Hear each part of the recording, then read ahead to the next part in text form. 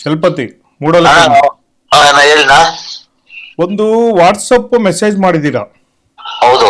ಆತ್ಮೀಯ ಕನ್ನಡ ಸಾಹಿತ್ಯ ಪರಿಷತ್ತಿನ ಅಧ್ಯಕ್ಷರು ಮತ್ತು ಸದಸ್ಯರೇ, ಹಾ ಕಮಿಟಿಯ ಪದಾಧಿಕಾರಿಗಳೇ, ಮುಳಬಾಲ್ ತಾಲೂಕಿನ ಬಂಧುಗಳೇ, ಹಾ ಫೆಬ್ರವರಿಯಲ್ಲಿ ಗಡಿ ಭಾಗವಾದ ನಂಗ್ಲಿ ಗ್ರಾಮದಲ್ಲಿ ಸಾಹಿತ್ಯ ಸಮ್ಮೇಳನ ಹಮ್ಮಿಕೊಂಡಿದ್ದು, ಹೌದು ಅದರಿಗೆ ನನ್ನ ವಿರೋಧ, ಹೌದು ನನ್ನ ಮನಸ್ಸಿನ ವಿರೋಧ, ಹೌದು ನನ್ನ ವಿದ್ಯಾರ್ಥಿಗಳ ವಿರೋಧ.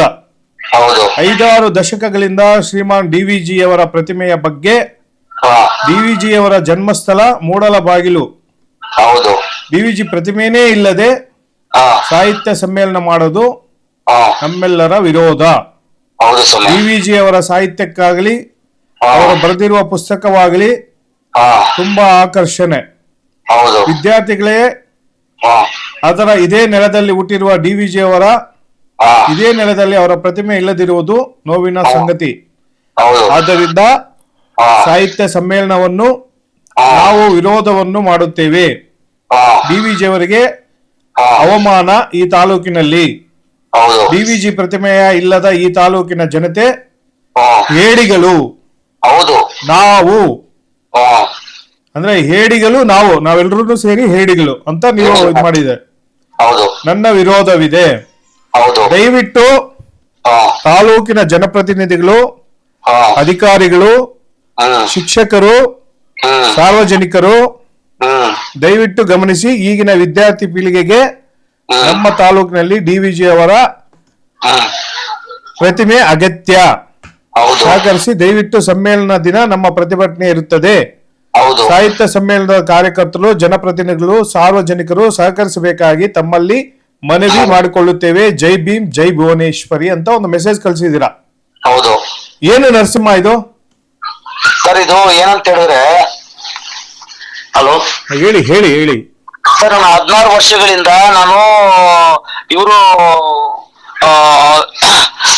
ಇವರು ಸಾರಿ ಇವರಿದಾರಲ್ಲ ನಮ್ಮ MLA ಹಾ ಅಂಬರೀಷ್ ಅವರಿಂದ, ನಾನು ಅಂಬರೀಷ್ ಅವ್ರ ಕಾಲದಿಂದ ಅಂಬರೀಷ್ ಆಯ್ತು, ಕೊತ್ತೂರು ಮಂಜು ಅವರಾಯ್ತು, H ನಾಗೇಶ್ ಆಯ್ತು, ಎಲ್ಲರೂ ನಾನು ಇದನ್ನ ಅವ್ರು ಇರೋ ಇದರಲ್ಲಿ ವಿಚಾರದಲ್ಲಿ ನಾನು ಕೇಳ್ಕೊಂಡಿದ್ದೀನಿ. ಇಡೀ ನಿಮ್ಮ ಅಲ್ಲಿ ಸಾಹಿತ್ಯ ಎಲ್ಲ ನನ್ಗೆ ಯಾವ್ದು ಭೇದ ಭಾವನೆ ಇಲ್ಲ. ಸಾಹಿತ್ಯ ಪರಿಷತ್ತಿನ ಯಾವ್ದೇ ಸಭೆಗೆ ಹೋಗ್ಲಿ ನಾನು ಕೇಳ್ಕೊಂಡಿದ್ದೀನಿ, ರಿಕ್ವೆಸ್ಟ್ ಮಾಡ್ಕೊಂಡಿದ್ದೀನಿ. ಬೇಕಾದವರನ್ನು ವಿಚಾರವಂತರನ್ನ ವಿಚಾರಿಸ್ಕೋಬಹುದು. ಅಲ್ಲ ಸರ್, ಇಲ್ಲಿ ಜನ್ಮಸ್ಥಳ ಯಾರ್ದಿದು? ಡಿವಿಜಿ ಅವ್ರದಲ್ವಾ? ಕಿತ್ತೂರು ರಾಣಿ ಚೆನ್ನಮ್ಮ ಎಲ್ಲಿದ್ದಾರೆ? ಕಿತ್ತೂರಲ್ಲಿ ಇದಾರಲ್ಲ. ಹೌದ್ ತಾನೆ? ನೀವು ಉಂಕಮ್ಮನ ಬಗ್ಗೆ ಕಗ್ಗರ ಮುಕ್ಕುತಿಮ್ಮ ಕಗ್ಗ ಅಂತ ಹೇಳ್ಬಿಟ್ಟು ಎಲ್ಲಾ ಕಡೆನೂ ತಾವುಗಳು ಫೋಟೋಸ್ ಕೊಟ್ಟಿದ್ದೀರಿ. ಎಲ್ಲಾ ಶಾಲಾ ಕಾಲೇಜುಗಳು ಫೋಟೋಸ್ ಇದೆ. ಹೌದು, ಅದು ಕೊತ್ತೂರು ಮಂಜುನಾಥ್ ಅವರು ಸಹಕಾರ ಮಾಡಿದ್ದದು. ತುಂಬಾ ಧನ್ಯವಾದಗಳು ಅವರಿಗೆ. ಈಗ ಒಂದ್ ಕೆಲಸ ಮಾಡಿ, ದಯವಿಟ್ಟು ಬೇಜಾರ್ ಮಾಡ್ಕೋಬೇಡಿ. ನಾನು ಇರು ಸಾರ್ವಜನಿಕರಿಗೆ ಹೇಳ್ತಾ ಇದ್ದೀನಿ, ನೀವು ಪ್ರತಿಮೆಯನ್ನು ಮಾಡಬೇಡಿ. ನೀವು ಡಿವಿಜಿ ಬಗ್ಗೆ ಯಾವುದೇ ಪುಸ್ತಕದಲ್ಲಿ ಇರಬಾರ್ದು. ಹಲೋ, ಹೇಳಿ ಹೇಳಿ. ಯಾವ ಶಾಲೆಯಲ್ಲಿ ಡಿವಿಜಿ ಫೋಟೋ ಇರಬಾರ್ದು? ಏನಕ್ಕೆ ಫೋಟೋ ಇರ್ಬೇಕು? ಯಾರವರು? ಅಲ್ಲ, ಡಿವಿಜಿ ಬಗ್ಗೆ ಇರಬಾರ್ದು ಅಂತ ಹೆಂಗೆ ಹೇಳ್ತೀರಾ ನೀವು? ಅಲ್ಲ ಸರ್, ಅವ್ರ ಪ್ರತಿಮೆನೇ ಇಲ್ಲದೆ ಇದ್ದಾಗ ಇಡೀ ತಾಲೂಕು ಕೇಂದ್ರದಲ್ಲಿ ಸಾವಿರಾರು ಜನ ಹೋರಾಡ್ತಾರೆ. ಹೌದ್ ತಾನೆ? ಸಾವಿರಾರು ಜನ ಹೋರಾಡುವಾಗ ಅವ್ರ ಪ್ರತಿಮೆನೇ ಇಲ್ಲದೆ ಇದ್ದಾಗ ಅವರ ಸಾಹಿತ್ಯಗಳನ್ನು ಯಾಕೆ ನಾವು ಇದ್ ಮಾಡ್ಬೇಕು? ನಾವು ಹೌದಲ್ವಾ ಸರ್? ನೀವ್ ಹೇಳಿ ಸರ್. ಇಲ್ಲ ಇಲ್ಲ, ಈಗ ಹಾಗಾದ್ರೆ ಬೇರೆ ಬೇರೆ ಕವಿಗಳ ಸಾಹಿತ್ಯವನ್ನು ನಾವು ಓದ್ತಿಲ್ವಾ? ಹಾಗಾದ್ರೆ ಸರ್ ಓದ್ತಾ ಇದೀವಿ. ಅವ್ರ ಜನ್ಮಸ್ಥಳದಲ್ಲಿ ಮಾಸ್ತಿ ಅಯ್ಯಂಗಾರ್ ಇದಾರೆ. ಹೌದು ತಾನೆ? ಹೌದು. ಮಾಸ್ತಿ ಅಯ್ಯಂಗಾರ್ದು ಫೋಟೋಗಳು ಆಗ್ಲಿ, ಪ್ರತಿಯೊಂದು ಶಾಲೆಯಲ್ಲಿ ಮಾಲೂರಲ್ಲಿ ಬನ್ನಿ, ನಾನು ತೋರಿಸ್ತೀನಿ ಬನ್ನಿ. ಅವ್ರ ಪ್ರತಿಮೆ ಆಗ್ಲಿ, ಅವ್ರ ಬಗ್ಗೆ ಮಕ್ಕಳಿಗೆ ವಾರಕ್ಕೊಂದ್ಸತಿ ಅವ್ರ ಬಗ್ಗೆ ಹಿಸ್ಟ್ರಿಯನ್ನು ಹೇಳ್ಕೊಡ್ತಾರೆ. ನಮಗೂ ಸ್ವಾಭಿಮಾನ ಇದೆ ಸರ್. ನಾವು ಒಂದು ಮುಳಬಾಲ್ ತಾಲೂಕು ಹುಟ್ಟಿರೋರು ಸರ್. ನಮಗೂ ಸ್ವಾಭಿಮಾನ ಇದೆ. ತುಂಬಾ ಯಾಮಾರಿಸ್ತಾರೆ ಸರ್ ಜನಪ್ರತಿನಿಧಿಗಳು.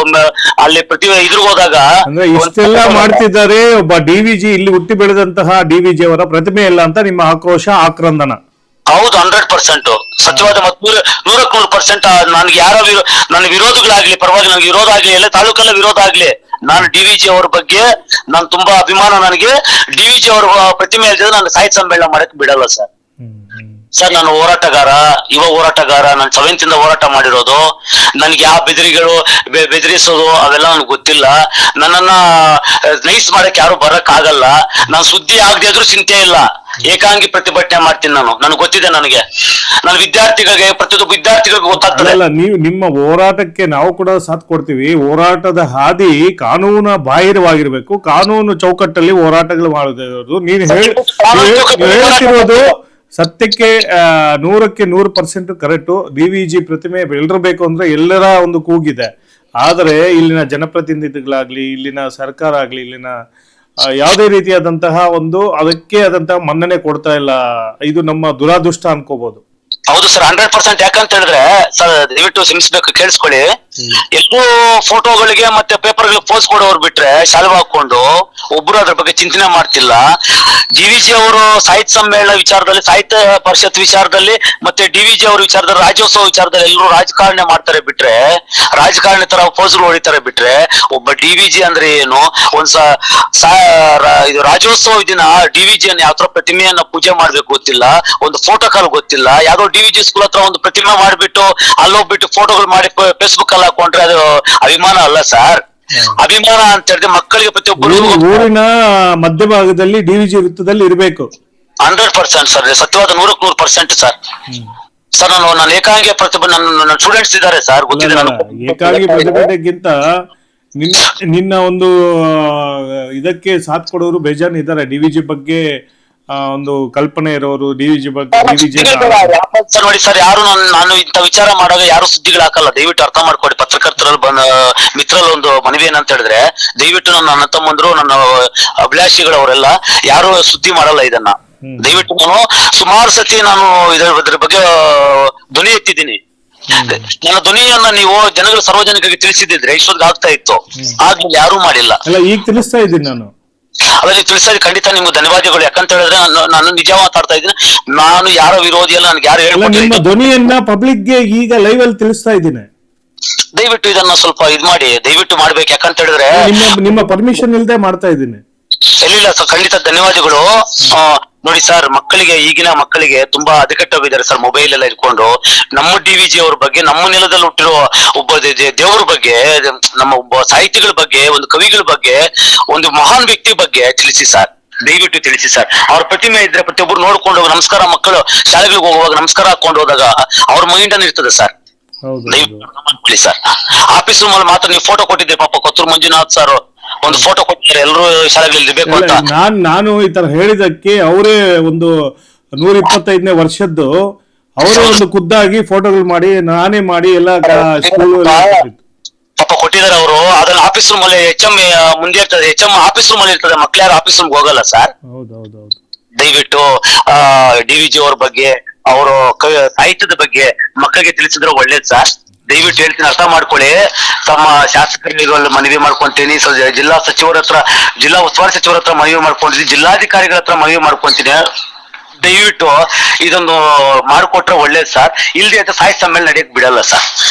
100% ಸರ್. ಅದು ಯಾವ ವಿರೋಧ ಆಗ್ಲಿ, ನನ್ನ ವಿರೋಧ DVG ವಿಚಾರ ಇದಾಗೋವರೆಗೂ ನಾನು ಬಿಡಲ್ಲ ಸರ್. ಸಾಹಿತ್ಯ ಸಮ್ಮೇಳನ ಏನಕ್ಕೆ ಸರ್ ಮಾಡ್ಬೇಕು ಸರ್? ಒಂದ್ ನಿಮಿಷ ದಯವಿಟ್ಟು ಅರ್ಥ ಮಾಡ್ಕೊಳ್ಳಿ. ಸಾಹಿತ್ಯ ಸಮ್ಮೇಳನ ಏನಕ್ಕೋಸ್ಕರ ಮಾಡ್ತಾರೆ?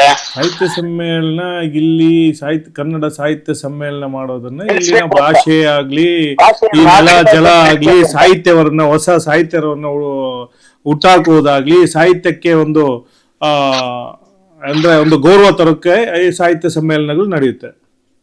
ಗಡಿಭಾಗದಿಂದ ಅದು ಹೆಚ್ಚು ಅದಕ್ಕೆ ಗಮನ ಹರಿಸ್ತಾರೆ. ಒಂದ್ ನಿಮಿಷ, ನಿಮ್ಗೆ ನನಗೆ ಗೊತ್ತಿಲ್ಲ. ದಯವಿಟ್ಟು DVG ಅವರು ಯಾವ ಪಿತಾಮಹ ಸರ್, ಯಾರು ಸರ್ ಫಸ್ಟ್ ತಿಳ್ಕೊಬೇಕಾಗಿರೋದು?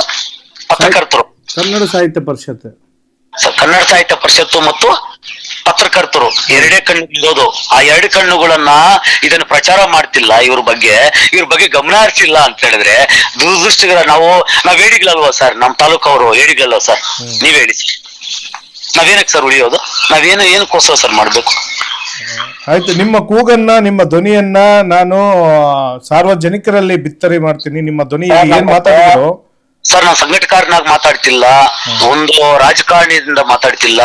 ನನ್ಗೆ ಯಾರು ಈ ಧ್ವನಿಯನ್ನು ಎತ್ತಿಲ್ಲ. ನನಗೂ ನೋವಿದೆ, ನನ್ನ ಪರ್ಸನಲ್ ನೋವಿದೆ. ನಾನೊಬ್ಬ ಯುವಕ, ನನಗೊಂದು ಸಾಹಿತ್ಯ ಪ್ರೇಮಿ, ನನ್ನ ಕನ್ನಡದ ಪ್ರೇಮಿ. ಅದಕ್ಕೋಸ್ಕರ ನನ್ನ ಪ್ರತಿಭಟನೆಯನ್ನು ನನಗೆ ಈ ಧಿಕ್ಕಾರ ಇರ್ತದೆ, ತಾಲೂಕಿಗೆ ಧಿಕ್ಕಾರ, ಇಡೀ ತಾಲೂಕಿಗೆ ನನ್ನ ಧಿಕ್ಕಾರ ಇರ್ತದೆ ಸರ್. ಸರಿ ನರಸಿಂಹ, ಓಕೆ, ಧನ್ಯವಾದಗಳು. ಧನ್ಯವಾದ. Okay sir.